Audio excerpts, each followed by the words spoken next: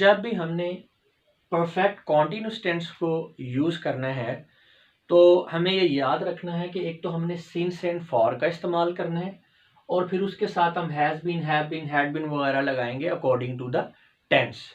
और सिंस और फॉर के यूज़ को भी समझ लें। जब होती है पॉइंट ऑफ टाइम की बात, पॉइंट ऑफ टाइम से मुराद ये है कि ऐसा टाइम जिसे आपने गिना नहीं हुआ, काउंट नहीं किया जा रहा, यानी एक ख़ास पॉइंट है 2 बजे, 4 बजे, 6 बजे, सुबह शाम, तो उसके लिए हम यूज़ करते हैं पॉइंट ऑफ टाइम।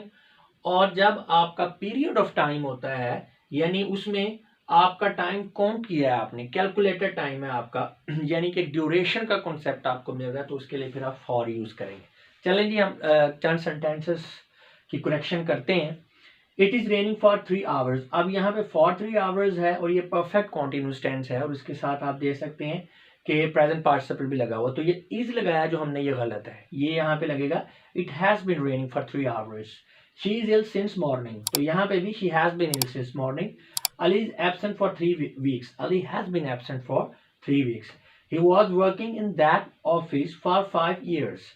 तो यहाँ पे he had been, was नहीं आएगा, he had been working in that office for 5 years।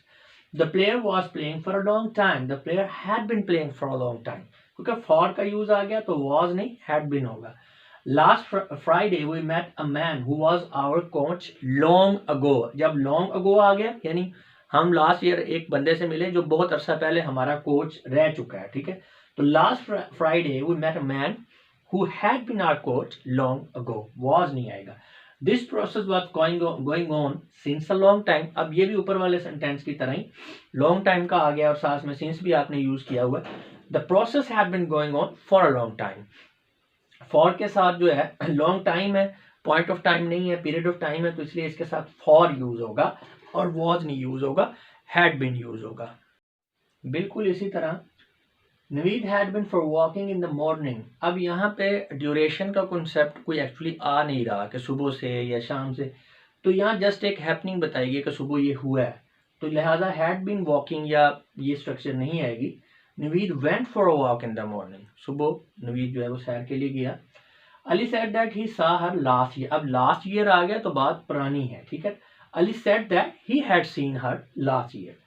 We didn't see her because she went out before we arrived। अब before का वर्ड आ गया तो उसका मतलब है काम कंप्लीट हो चुका है, तो लिहाजा यहाँ पे आप पास्ट फॉर्म नहीं लगाएंगे। We didn't see her because she had gone out before we arrived। Next है Alia began to weep before he said a word। अब यहाँ पे भी ऐसे ही है, before आ रहा है और पास्ट की बात हो रही है, तो ये इस तरह से होगा Alia began to weep before he had said a word। When we reached school we found that student was disappeared। अच्छा, यहाँ पे भी बिल्कुल ऊपर की तरह when we reached school we found that the student had disappeared।